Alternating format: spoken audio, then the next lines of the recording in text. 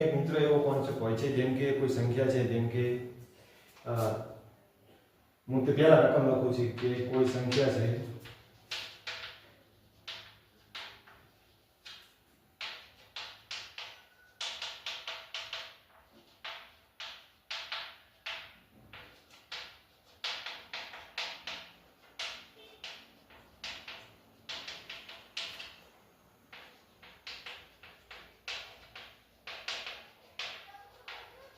આ કોન્સેપ્ટ છે કે ધારો કે કોઈ સંખ્યા છે, દાખલો છે કે કોઈ સંખ્યા છે 89 વડે ભાગતા 23 શેષ વધે છે અને 11 વડે ભાગતા એટલે કે કેટલી વાર, જો હું તમને કહેવા માંગુ છું કે આ 89 વડે સંખ્યાને ભાગતા શેષ આપણને કેટલી મળે છે, શેષ તરીકે આપણને 29 મળે છે. તો આ સંખ્યા કઈ છે જે આપણે કહેવાની છે. તો આમાં કશું મિત્રો વિચારવા જરૂર નથી, આપણે ઓની શોર્ટ ટ્રીક દ્વારા જ આપણે ડાયરેક્ટ જાણીએ. તો કે કેવું છે, પહેલા આપણને કીધી છે કે કોના વડે ભાગે છે, તો 89 વડે ભાગાતા શેષ કેટલી મળે છે, 23 મળે છે.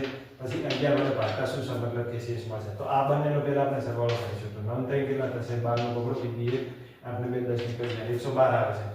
112 ને મતલબ આપણે 11 વડે ભાગીશું તો 11 દાને 110 થશે અને 2 શેષ વધે છે. તો મતલબ કે આ સંખ્યાને 89 વડે ભાગતા અહીં આપણી શેષ તરીકે 2 હશે, જેનાથી આ 23 શેષ વધી હશે. 2 વડે ભાગતા આ સંખ્યાને 11 વડે ભાગતા 2 શેષ વધે છે.